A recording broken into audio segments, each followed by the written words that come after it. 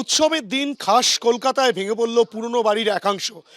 Park Street থানার অন্তর্গত ২৭ নম্বর Elliot লেনের এই যে বাড়ি প্রায় ১৫০ বছরের বেশি পুরনো, তেমনটাই বাড়ির বাসিন্দাদের স্পষ্ট বক্তব্য। সেই বাড়ির একাংশ কিন্তু হুড়মুড়িয়ে সকাল ৬:৩০ নাগাদ ভেঙে পড়ে। ক্যামেরা পার্সন অভিজিৎ দাসকে বলবো সেই ছবি দেখাতে।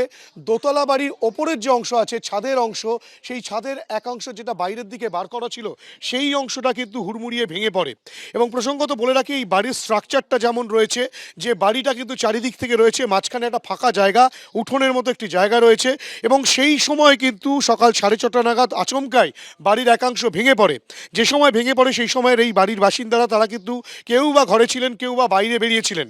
এবং যেটা বাসিন্দারা স্পষ্টত বলছেন যে এই বাড়িতে মোট ১৩ জন ভাড়াটে থাকেন। ১৩ জনের মধ্যে যে অংশে এই বাড়িটির অংশটা ভেঙে পড়েছে, সেখানে কিন্তু ৪টি পরিবার এখানে থাকে। এবং মোট ১৩টি পরিবারের মধ্যে 4টি পরিবার এখানে থাকে। এবং এখানে কিন্তু যেটা দেখা যাচ্ছে যে ইট পাটকেল রীতিমতো ভেঙে পড়ে রয়েছে, বড় বড় ইটের পড়ে রয়েছে, যেমন বড় বড় চাঙড় পড়ে রয়েছে। সামনে একটি বাইক রয়েছে, সেই বাইকের ওপরেও কিন্তু সেই বেশ খানিকটা অংশ ভেঙে পড়ে, বাইকটিও ক্ষতিগ্রস্ত হয়েছে। গোটা ঘটনায় কিন্তু স্বাভাবিকভাবেই হতচকিত এবং আতঙ্কিত এলাকার বাসিন্দারা এবং এখানকার বাসিন্দারা।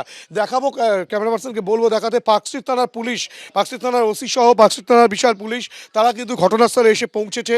তারা পরিবারের সদস্যদের সঙ্গে কথাবার্তা বলছেন এবং এই গোটা ঘটনা কিভাবে ঘটলো সরাসরি জানবো তানভীর হোসেন, এখানকারই এই বাড়িরই বাসিন্দা, তার থেকে। তানভীর দা, ঠিক কি ঘটনাটা ঘটলো? সকাল 6:30 রোজকার মতন আমি আমার মোটরটা নিয়ে এসেছি। যেমন আমরা জলটা ভরি সকালে 6:30, আমি জাস্ট এসছি, মানে 2 সেকেন্ড আমি মোটরটা রেখেছি, ধরে পড়ে 2 সেকেন্ড যদি দেরি হতো তা এই পুরো জিনিসটা আমার উপরে পড়তো, আমি স্পট হতাম, মানে আমি মারা যেতাম সকালে। জাস্ট 2 সেকেন্ডের জন্য উপরওয়ালা আমাকে বাঁচিয়ে দিল। হ্যাঁ, না তো আমি স্পট হতাম। বা ততক্ষণে যখন পড়েছে আমি তখন বাইরে পালিয়েছি। এই যে আপনারা কি মনে করছেন, কি কারণে ভেঙে পড়লো? দেখুন, এটা পুরাতন বাড়ি, 150 বছরের মতন এরকম পুরাতন বাড়ি। তারপর সেদিন যে আর্থকুয়েকটা হলো, ভূমিকম্পটা হলো, ওর তো এফেক্ট হয়েছে। ওর এফেক্টের জন্য পুরো, এমনি তো পুরাতন বাড়ি, এফেক্টটা হয়েছিল অনেক বিশাল। আমি তো সেই সময় ভেবেছিলাম কি সেই দিন না পড়ে যায়, তো ওপরওয়ালা সেদিন তো কিছু হয়নি, বাট আজকে সকালে এরকম অবস্থা হলো। এই যে বাড়িটা পুরাতন বাড়ি, বিপজ্জনক অবস্থায় রয়েছে, কলকাতা পুরসভার তরফ থেকে কোনো রকমের বিপজ্জনক বাড়ি বলে ঘোষণা করা হয়েছিল, বা আপনারা কি জানেন? দেখুন, এরকম তো এর আগে এমন কিছু হয়নি যে মানে পুরসভাকে বলা যাবে যে আপনারা কিছু বিপজ্জনক বাড়ি একটা ইয়ে করুন। এখন এটা হলো, তো এবারে পুরসভা সব ইয়ে হবে। আপনার ওয়ার্ড নম্বর 61। যে সময় ভেঙে পড়ে সেই সময় কি আপনি এখানেই ছিলেন? हाँ, हम यहीं पर थे, जस्ट अपना घर का चौखट क्रॉस किए थे और उतना में ये टूट के गिरा है। हाँ, तो बस 2 सेकंड का डिस्टेंस होएगा जो हम बच गए हैं। बाकी मेरे चाचू फिर पानी वानी लगाने के, वो भी बच गए।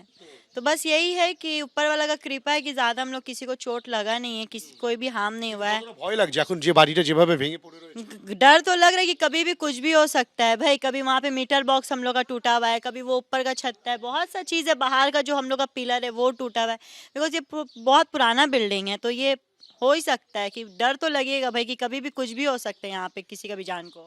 ইতিমধ্যেই পার্কস্ট্রিট থানার পুলিশ, তারা কিন্তু গোটা ঘটনার তদন্ত প্রক্রিয়া শুরু করেছে। তারা কিন্তু এখানকার বাসিন্দাদের থেকে সমস্ত তথ্য নিচ্ছে। ইতিমধ্যেই ডিজাস্টার ম্যানেজমেন্ট গ্রুপের কর্মীদেরকেও বলা হয়েছে, পুরসভাকেও খবর দেওয়া হয়েছে, তারা কি পদক্ষেপ নেয় এবং এটাকে কিভাবে কতক্ষণে সরানো যায় এবং কতটা বিপজ্জনক অংশ রয়েছে, সমস্ত বিষয়টা পুরসভার তরফ থেকে স্থির করা হবে, তেমনটাই পুরসভার সূত্রে খবর। ক্যামেরায় অভিজিৎ দাসের সঙ্গে হিন্দল দে, এবিপি আনন্দ, কলকাতা। এবিপি আনন্দ, এগিয়ে থাকে, এগিয়ে রাখে।